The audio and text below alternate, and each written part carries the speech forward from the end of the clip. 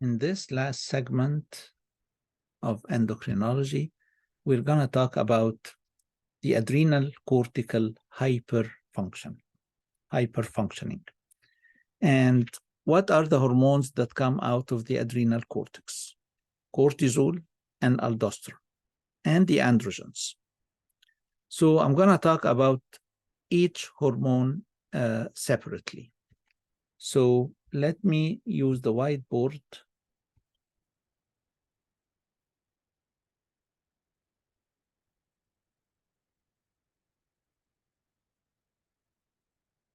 Again, in this segment, we're discussing the hyperfunction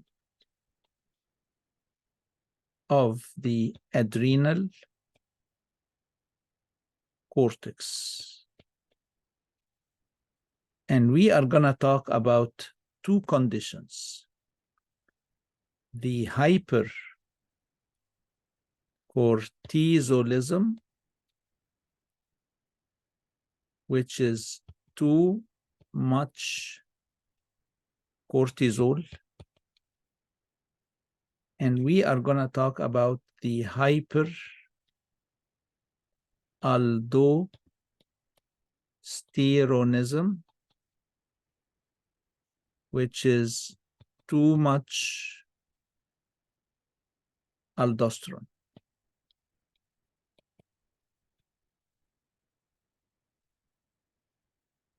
The third hormone that comes out of the adrenal cortex, which is androgens,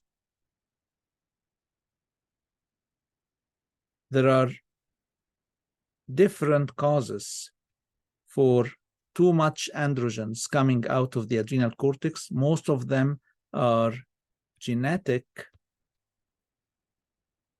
hyper production of androgens coming from the adrenal cortex, but they are beyond the scope of this course, so we're not going to talk about too much androgens. Let me start by hypercortisolism. Hypercortisolism,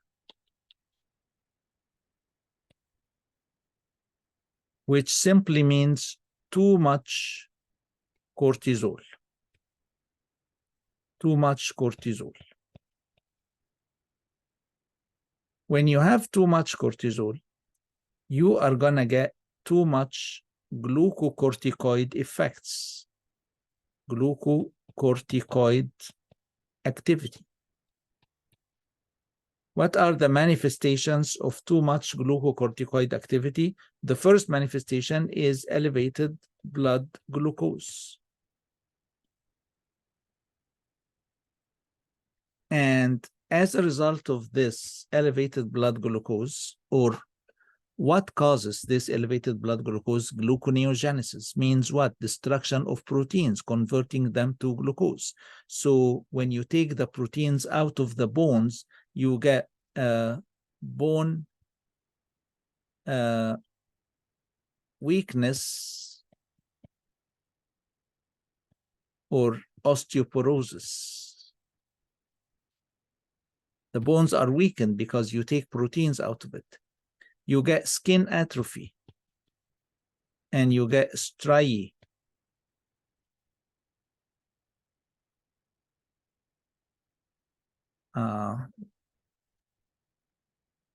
You also get characteristic fat distribution. You get the buffalo hump and moon face,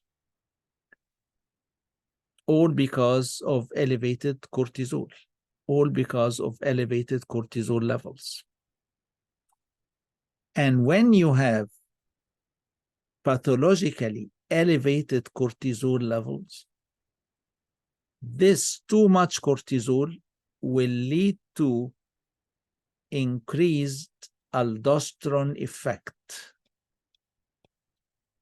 So in hypercortisolism, you also get increased mineralocorticoid activity.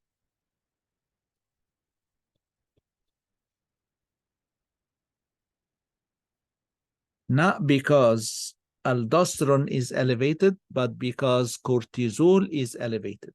And when you have plenty of cortisol, some of it will do aldosterone effects, which means save sodium, and your sodium goes up, P potassium, and hydrogen. So in Cushing, you get hypernatremia, and this hypernatremia causes hypervolemia and increased blood pressure. And you get hypokalemia. In Cushing, you get hypokalemia and alkalosis. Alkalosis. And also, when cortisol is pathologically elevated, you get increased androgenic activity.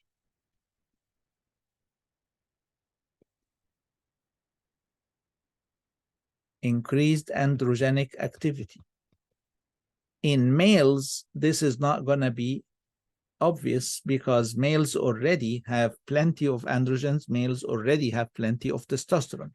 But in females, they will get amenorrhea, acne, hirsutism.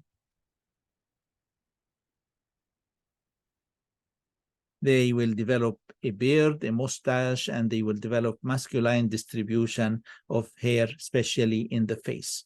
Amenorrhea, acne, hirsutism. This is the clinical picture of hypercortisolism. Now, what are the causes of hypercortisolism?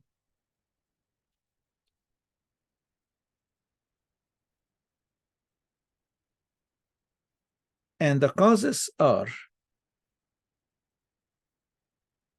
we can divide them into two big categories. Either it is ACTH induced or non-ACTH induced.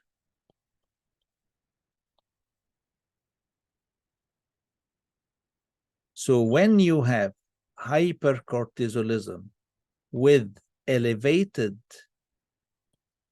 ACTH, we call this Cushing disease. And when you have hypercortisolism with normal levels of ACTH, we call this Cushing syndrome.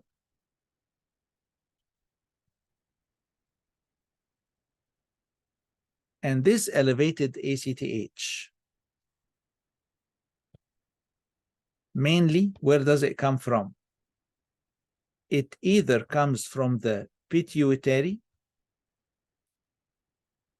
and sometimes it comes from non-pituitary foci, like certain cells in the abdominal cavity, like, or something producing ACTH. But most of it usually comes from the pituitary. But in this, sometimes you have Cushing symptoms and you have hypercortisolism, but the ACTH is not elevated. We call this Cushing syndrome. We call it Cushing syndrome. Maybe it's something in the adrenal cortex itself, or maybe the patient is receiving steroid therapy. Treatment with corticosteroids result in this Cushing syndrome. Now, how do we diagnose Cushing? How do we diagnose hypercortisolism? First, we want to make sure that the cortisol level is elevated. But here is the problem with estimating the blood cortisol level. The blood cortisol level varies according to the time you take the sample. If you take the blood sample very late in the evening, probably cortisol level will be 0. If you take it early morning, it's elevated. It's elevated. Therefore, to make sure that you have too much cortisol, you have to collect 24-hour urine sample and detect too much cortisol in it. Okay, 24-hour urine sample and detect too much cortisol in it. Normally, cortisol starts to get elevated early morning. So if you give a normal person dexamethasone in the evening, this will suppress cortisol, morning cortisol production. So if you give normal person dexamethasone 9 p.m. and then you measure their cortisol level next morning, it's going to be low. But in Cushing disease, even if you give them dexamethasone in the evening and you measure their cortisol next morning, it's going to be elevated because they have pathology increasing their cortisol. So when you do these two steps, you are sure that cortisol is very high. Then the next step will be estimate ACTH to know, is it Cushing disease or Cushing syndrome? In Cushing disease, ACTH is elevated. In Cushing syndrome, ACTH is not elevated. Then, if ACTH is elevated, examine the pituitary. Take a sample of the vein, it's known as petrosal vein, draining the pituitary. See if there is too much ACTH in this venous sample coming out of the pituitary, and now you know that the pituitary is the reason of the problem, and probably there is a pituitary adenoma and you want to take it out. This is Cushing and this is hypercortisolism. Now, the second hormone we're going to talk about is aldosterone. Hyperaldosteronism. Hyperaldosteronism, which is too much mineralocorticoid activity. Mineralocorticoid activity, which is too much sodium, hypervolemia, hypertension, hypernatremia, loss of potassium, hypokalemia, loss of hydrogen, alkalosis. This hypercortisolism could be primary, which means the problem is inside the gland, or secondary, which is the problem outside the adrenal cortex. Primary means the problem is inside the adrenal cortex. Primary hyperaldosteronism has a name. It's called Conn's syndrome. It could be adenoma in the adrenal cortex in the zona glomerulosa producing aldosterone, and you have Conn's syndrome, and patients with Conn's syndrome have high sodium, low potassium, low hydrogen, hypernatremia, hypokalemia, and alkalosis. Secondary, outside the adrenal cortex, where do you think? And please don't say pituitary, because the pituitary, the ACTH of the pituitary has nothing to do with aldosterone. Anything that stimulates RES, anything that stimulates RAS. What about renal artery stenosis? When you have renal artery stenosis, whether unilateral or bilateral, your kidney, one kidney or both kidneys will be hypoperfused, and this kidney will freak out. And when the kidney freaks out, it releases renin, and renin triggers the RAS. And congestive heart failure. All patients with congestive heart failure have hyperaldosteronism. Why? Because congestive heart failure, the heart is weak, is not pumping enough blood, and this results in what? This results in hypoperfusion of the kidneys. The kidneys will freak out, and when the kidneys freak out, what do? They stimulate renin production, and this stimulates the rest.